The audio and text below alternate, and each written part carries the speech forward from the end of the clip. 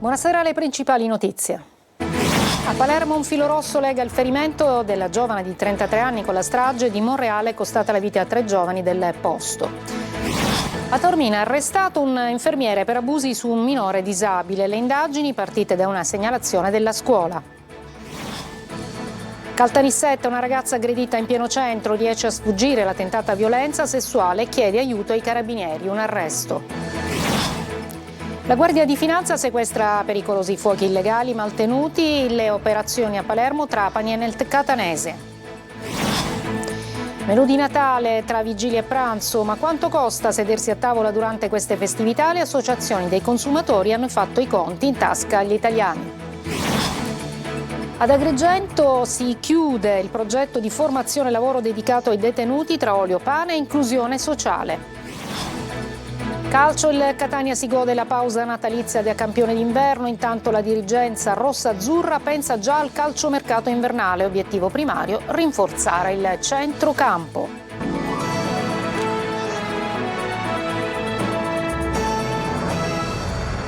Buonasera, e dunque a Palermo un filo rosso sembra legare la sparatoria di sabato notte in piazza Nascè col ferimento di una giovane di 33 anni con la strage di Monreale, costata la vita a 3 giovani del posto. Sentiamo Manlio Viola. C'è un imprevisto filo rosso accidentale che lega la sparatoria di sabato notte in piazza Nascè a Palermo, costata il ferimento di una giovane di 33 anni, con la strage di Monreale, avvenuta alla fine di aprile di quest'anno e costata la vita a 3 giovani del posto. Una circostanza che emerge durante le indagini. Valentina Peonio, la ragazza ferita, era uscita con un'amica sabato sera. Si tratta della fidanzata di una delle vittime proprio della strage di Monreale. È stata lei la prima a vedere il fucile nelle mani di Giuseppe Calì, il ventenne ora in stato di fermo. In un attimo la ragazza è ripiombata nell'angoscia di quei giorni, ma invece di scappare è andata incontro a Calì, che stava mostrando il fucile alla cugina. Voleva disarmarlo. È in questo frangente che parte il colpo dall'arma. Qui il racconto si fa confuso. La ragazza dice di averlo schiaffeggiato, alcuni testimoni sentono una donna dire a Calì di scappare, poi la Smart si mette in moto e va via, travolgendo anche 2 passanti. E qui c'è chi fotografa la targa dell'autovettura. La testimonianza della ragazza e la foto della targa sono i 2 elementi fondamentali che hanno permesso l'immediata identificazione del giovane del borgo.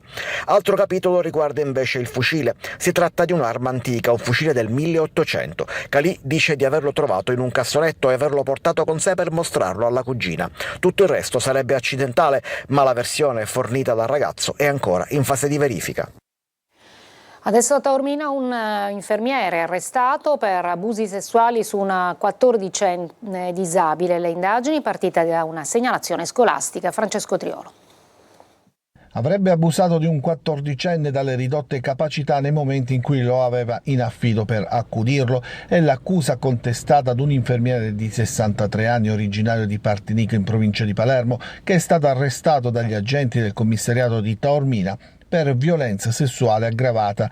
Nei confronti dell'indagato la polizia ha eseguito un'ordinanza di custodia cautelare in carcere emessa dal GIP di Messina su richiesta della procura. Le indagini avviate dopo una segnalazione delle autorità scolastiche condotte dai poliziotti del commissariato di Taormina si sono avvalse anche di intercettazioni telefoniche ed ambientali. Secondo la procura di Messina, che ha coordinato le indagini, l'attività investigativa svolta ha consentito di raccogliere gravi indizi di reato nei confronti del 63enne, che avrebbe abusato del minorenne in auto e in un garage, approfittando dei momenti in cui il minorenne gli veniva affidato e delle ridotte capacità dello stesso. Il 63enne, dopo l'arresto, è stato condotto in carcere a Messina. A Caltanissetta una ragazza, pensate, aggredita in pieno centro, riesce a sfuggire alla tentata violenza sessuale e chiedere aiuto ai carabinieri. È scattato così un arresto. Sentiamo Rita Cinardi. Stava camminando da sola lungo una via del centro storico di Caltanissetta per fare rientro a casa quando sarebbe stata avvicinata e molestata da uno sconosciuto. Vittima, una studentessa universitaria di 23 anni proveniente da un'altra provincia, che ha reagito con lucidità e coraggio, riuscendo a divincolarsi e chiedere aiuto. Secondo quanto ricostruito, l'uomo sarebbe sbucato improvvisamente da una delle vie del centro, si sarebbe avvicinato alla ragazza iniziando a palpeggiarla contro la sua volontà. La studentessa, nonostante l'imponente stazza dell'uomo, ha reagito fuggito urlando e attirando l'attenzione dei passanti, riuscendo infine a sottrarsi all'aggressione. Proprio in quel momento una pattuglia dei carabinieri della sezione radiomobile stava transitando nella zona per il controllo del territorio. I militari sono intervenuti immediatamente bloccando l'uomo e prestando soccorso alla ragazza. Il presunto aggressore è un 32enne originario del Mali, in Italia da alcuni anni e senza fissa dimora. L'uomo è stato arrestato in flagranza con l'accusa di violenza sessuale. A suo carico risultano precedenti di polizia, ma non per reati di questa natura. Dopo l'arresto è stato condotto in carcere. Il giudice per le indagini preliminari ha poi convalidato il provvedimento disponendo la scarcerazione con il divieto di dimora nel comune di Caltanissetta. A Catania è stato arrestato un uomo per resistenza pubblico ufficiale, avrebbe aggredito un agente di polizia che era intervenuto dopo la richiesta di aiuto lanciato dalla sua ex convivente che seguiva e minacciava in strada. L'uomo non aveva accettato la fine della loro relazione e per questo aveva cominciato a seguirla e a postarsi sotto casa. E oggi il questore di Catania, Bellassai, traccia il bilancio dell'attività delle forze di polizia costantemente impegnate per non sottovalutare alcun allarme. Sentiamo Desiree Ferlito. 1256 perquisizioni, 956.714 grammi di stupefacenti sequestrati e 254 armi. 8 milioni di euro confiscati. È un bilancio in crescita quello presentato nell'incontro di oggi con la stampa del questore di Catania Bellassai. Tirate le somme di un anno impegnativo e complesso, sempre con le esigenze del cittadino e il benessere della città di Catania al primo posto. I risultati sono, ritengo, dei risultati, come ho detto, lusinghieri, assolutamente positivi. Un presidio sul territorio costante che mira a rendere la città, spesso in quest'ultimo anno segnata da violenze e fatti di sangue, più sicura. Nessun singolo grido d'allarme, ha ribadito Bellassai, è stato mai fatto cadere nel dimenticatoio. L'obiettivo è instaurare un rapporto di fiducia con i cittadini. La fiducia e la collaborazione attraverso la fiducia dei cittadini. E conquistare la fiducia dei cittadini non può prescindere dal prendere in seria considerazione tutte le loro istanze. Oltre 400 gli ammonimenti a tutela delle donne, nessun femminicidio nella città di Catania in quest'ultimo anno. La polizia ha monitorato costantemente le situazioni di pericolo in tutta la provincia etnea. E poi il problema dello spaccio di stupefacenti, tantissimi quartieri interessati. Vogliamo essere martellanti, ha detto Bellassai. L'estensione del fenomeno impone una riflessione amara sul consumo. E poi ultimo, ma non per ultimo, la presenza della polizia nelle scuole. Una polizia moderna, che sa bene che la legalità non passa solo dal contrasto, ma anche dall'educazione e dalla cultura, da trasmettere quotidianamente agli studenti. Stanziati 200.000 euro nella manovra del governo Meloni per la ricostruzione e il potenziamento della biblioteca dell'Istituto Comprensivo Pestalozzi di Librino. L'intera area destinata alle attività di lettura per gli studenti andò distrutta in un incendio doloso il 29 novembre. In una nota il sindaco di Catania, Enrico Trantino, ribadisce il segnale concreto delle istituzioni. Un odontoiatra è stato denunciato dai carabinieri del NAS di Catania che nel suo studio hanno sequestrato farmaci e dispositivi medici scaduti, pronti per essere utilizzati, che sono stati ovviamente sequestrati.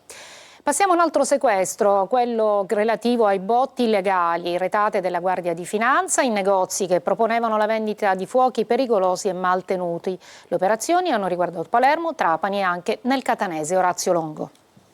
Luci decorative, accessori per gli alberi di Natale, palle e stelle filanti, capelli d'angelo, elfi e giochi vari. Tutto esposto alla vendita ma con informazioni incomplete e fuorvianti in merito all'origine dei prodotti. Insomma, dei falsi made in Italy secondo gli uomini della Guardia di Finanza del Comando Provinciale di Palermo, che a Carini in un'operazione prenatalizia hanno sequestrato 1 milione di addobbi natalizi già posizionati, come si vede dalle immagini negli scaffali, e 44.000 artifici pirotecnici illegali per un totale di 8 quintali e una massa esplodente di 176 kg. Tra il materiale sottoposto a sequestro vi erano i classici fuochi d'artificio, ma anche ordigni che simulano per forma ed effetti candelotti di dinamite, capaci di produrre fortissime detonazioni estremamente pericolose. Ma la guerra ai botti illegali si estende di fatto a tutte le province siciliane. A Trapani i Baschi Verdi hanno sequestrato 170 kg di fuochi pirotecnici custoditi in uno scenario ad alto rischio, tenuti a terra nelle vicinanze di confezioni di alcol etilico sotto pesanti scatoloni che ne deformavano la confezione. Alcuni fuochi erano addirittura esposti accanto a una piastra da cucina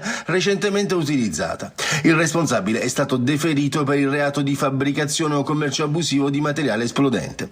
In provincia di Catania, a Mascalucia e Paternò, le Fiamme Gialle hanno sequestrato circa 200 kg di materiale pirotecnico, circa 60.000 articoli detenuti per la vendita in locali non idonei in assenza delle necessarie autorizzazioni, denunciati i titolari degli esercizi commerciali. L'eterna questione dei rifiuti in Sicilia, con particolare attenzione a Palermo e Catania, fa sollevare sempre di più la necessità di creare dei termovalorizzatori, ma la loro realizzazione è ancora lontana. Sentiamo Tonino De Mana.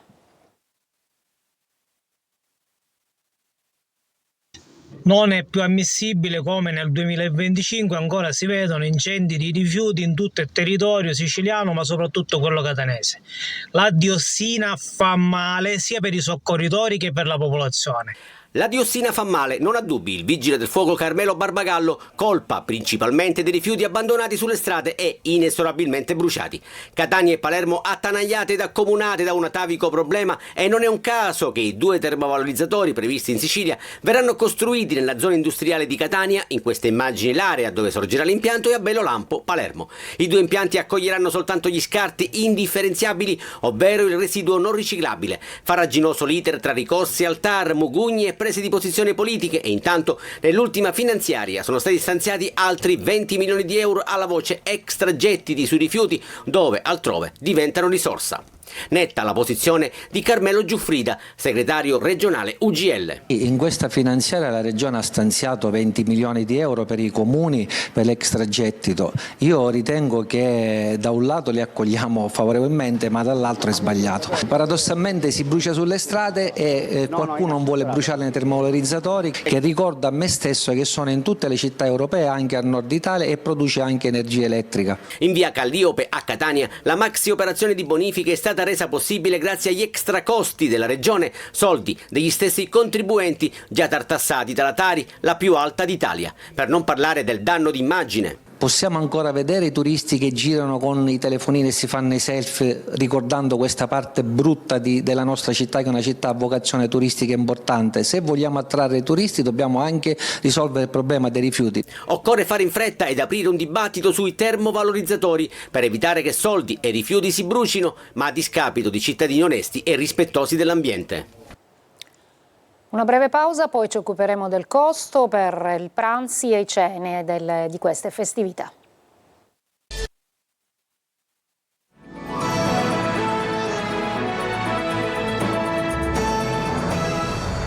In questi giorni è corsa all'acquisto degli ingredienti per il menù di Natale tra vigilia e pranzo, ma quanto costa sedersi a tavola durante queste festività? Le associazioni dei consumatori hanno fatto i conti in tasca agli italiani. Simona Mazzone. Signori, è aperto il buffet! Ogni Natale che si rispetti non può definirsi tale senza un pranzo o un cenone che non sia all'altezza. Ma quanto ci costa? Il budget è più o meno quello dello scorso anno, ma a causa dei rincari, in questo 2025 ogni famiglia ridurrà di una portata il menù della vigilia, del giorno di Natale o del cenone di Capodanno. Parola dell'Osservatorio Nazionale Federconsumatori, secondo cui la maggior parte degli italiani trascorrerà la cena del 24 a casa propria o in quella di parenti e amici. Solo il 30% prenoterà pranzo di Natale o di Capodanno al ristorante.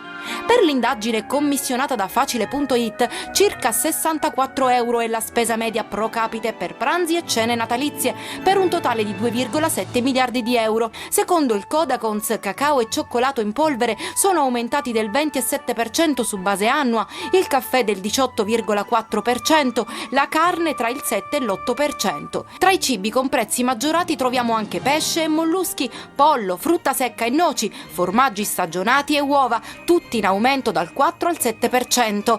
Pranzi e cene in compagnia, basta non abbuffarsi. Voglio morire, mi voglio ammazzare, voglio morire mangiando. Cosa posso fare per farmi perdonare? Passami gli spaghetti, né? Alcuni dati sono in controtendenza, ad esempio l'olio di oliva scende il prezzo rispetto allo scorso anno di oltre il 17% e una lieve riduzione del costo degli spumanti, circa il 3%, che potrebbe rendere meno oneroso il tradizionale brindisi natalizio. Moglie mia, io non so dove sei, ma ovunque tu sia, io faccio un brindisi alla facciaccia tua. E alla salute mia! Dal carcere alla Valle dei Templi, un filo d'olio che diventa futuro. Ad Agrigento si chiude il progetto di formazione e lavoro dedicato ai detenuti tra olio, pane e inclusione sociale. Davide Sardo. Dal carcere alla Valle dei Templi, passando per il lavoro, la dignità e la speranza. Ad Agrigento si chiude così l'edizione 2025 di Viaggiare su un filo d'olio, un progetto che unisce istituzioni, territorio e inclusione sociale. La casa circondariale Pasquale di Lorenzo, il parco archeologico della Valle dei Templi ed il frantoio Val Paradiso di Naro hanno guidato un percorso formativo rivolto alle persone recluse. Un'ipotesi di reintegro con un lavoro che riguarda poi il recupero del paesaggio. Dalla sicurezza sul lavoro in ambito agricolo alla raccolta delle olive, tra l'oliveto all'interno del carcere e quello del parco, poi la molitura e a chiudere un corso di panificazione negli spazi di Casa Diodoros. Anche riuscire ad andare fuori e quindi poter guardare il tramonto, poter guardare la valle, riuscire a sentire gli odori, riuscire a toccare la terra. Ecco, è questa l'attività che è la missione soprattutto che come amministrazione penitenziaria vogliamo portare avanti. Un'esperienza concreta di formazione e lavoro che si conclude con la degustazione del pane e dell'olio prodotti dai detenuti, un filo d'olio che diventa filo di futuro. Una breve pausa alla pagina dello sport con il calcio e il Catania che pensa già al calcio mercato invernale.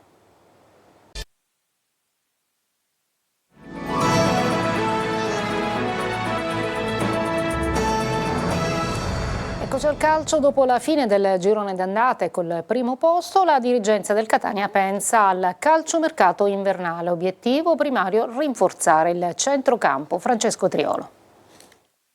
Concluso il girone d'andata, la pausa natalizia è l'ideale per iniziare a concretizzare i primi movimenti di mercato. Il Catania deve operare in entrata soprattutto a centrocampo e sono 4 i nomi per la mediana. La priorità è cercare un centrocampista al posto dell'infortunata Aloi e, come spiegato da Alessandro Vagliasindi a Corner, il Catania segue 4 piste. In pole position c'è Emmanuel Ghiaboua, mediano 24enne in forza all'Avellino, ma il cui cartellino è di proprietà dell'Atalanta. Le alternative valutate sono il 28enne Andrea Vallocchia della Ternana, già seguito la scorsa estate, il 29enne Luca Palmiero dell'Avellino e il 28enne Giuseppe Carriero del Trapani ed ex rossazzurro. La dirigenza è al lavoro per effettuare un rinforzo per reparto nel mercato di gennaio. In avanti l'obiettivo noto è Giovanni Bruzzaniti, l'incontro programmato c'è stato ma senza esiti risolutivi. Il contatto tra i dirigenti di Catania e Pineto ha comunque avvicinato le parti. La società rossazzurra ha formalizzato la sua offerta poi per il trequartista calabrese, il cui cartellino è valutato circa 500.000 euro, proponendo 3 anni e mezzo di contratto. La trattativa per Bruzzaniti, non convocato in occasione di Pineto Gubbio ufficialmente per un problema muscolare, è a buon punto. Per la difesa invece il club rossazzurro continua a seguire Mirko Miceli del Monopoli, 34 anni. Le richieste della società biancoverde al momento però sono ritenute troppo elevate. È tutto per questa edizione, grazie per l'ascolto e buona serata.